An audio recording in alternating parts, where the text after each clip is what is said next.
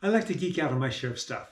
And one of the things I've been geeking out on is increasing my fat utilization and calorie consumption on the bike. Hey, cycling community, this is Steve Grusis, the Cycling Greek. The concept is that you want to burn fat, or predominantly fat, for as long as you can at a certain power, so that you can save your glycogen source for later on in the race when it becomes crunch time. In conjunction with that, you want to be able to take in more calories so that you have that energy available should your glycogen stores get low and or depleted.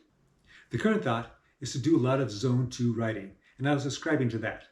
Then recently I heard a podcast that had featured Andy Kogan, the power guy, and he was stating that, and I'm not going to say this correctly, I'm going to paraphrase, but I hope I get the essence of what he was communicating. The rate of fat utilization is constant. So each mitochondria can produce only so much fat. That rate doesn't change. So if you want to increase the amount of fat that you're burning, then you have to aerobically challenge your muscles such that you increase the number of mitochondria. That sounded logical to me, so now I'm ascribing to that. Which one is correct? Somebody will have to do some testing, but for right now, I'm going with what Kogan is saying. I started doing long distance last year, and long distance being 100 miles plus. I was training this one young woman for her ultra distance event, and I was joining her on her workouts. And when I say I was joining her on her workouts, she had quite an engine, and so basically I was just barely hanging on. And eventually I could do those long distance rides. And I hadn't done any long distance rides like that for quite a few years because that's one of the things that I gave up when I first started getting AFib. And so I decided to experiment and joining her on her training rides, and no effects on AFib. So in other words, it wasn't inducing me to go into AFib. So I continued on with it. I was careful about it, but I continued on with it. So after my coaching with her ended, I continued on with those long rides, and it was in the off season. Fast forward a bit, particularly after I had that injury. If you want to hear about that injury, just search on my videos, a few videos back, and it should be there. Let's say like middle of December. And I then started doing what Kogan was talking about before I heard Kogan. So, maybe some insight on my part. So what I would do is I would intersperse on these long rides, and these long rides at that time were now down to 80 to 100 miles, and I would intersperse intervals.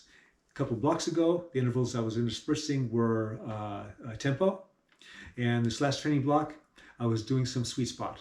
That in conjunction with the extra calories I was taking in, and I started taking in solid foods, which I hadn't done for quite a while, I was finishing the rides a lot stronger. I'm feeling improvement. The race season isn't the only reason why I'm doing this type of training. I used to do this event, this Climb to Kaiser event, 15,000 feet of climbing over 155 miles, and I'm looking to do it again. So I haven't done it since I first contracted AFib about 8-9 years ago. And the fastest time I've ever done it, I came in second about 23 years ago. That's a long time ago. Some people were 8 years old 23 years ago. Anyway, I did it in 2001, and I came in second and did 9 hours, 39 minutes. So what's my goal for this coming year? I have no idea. I'm obviously a heck of a lot older now. I'm playing with 11 hours. If I can beat 11 hours, can I? Maybe that's a little too lofty of a goal. Beating 12 hours may be too easy of a goal, maybe 11.5 hours. Anyway, so I'm going to decide once I get closer, once I see how my training's going. All right, I hope you enjoyed this video and you got something out of it. I'm going to stick with Andy Kogan's style and keep doing those intervals in the middle of these long rides. And of course, I'm doing a bunch of other stuff too, but that'll be for another video. You know the drill. Comment, like, subscribe. The Cycling Greek.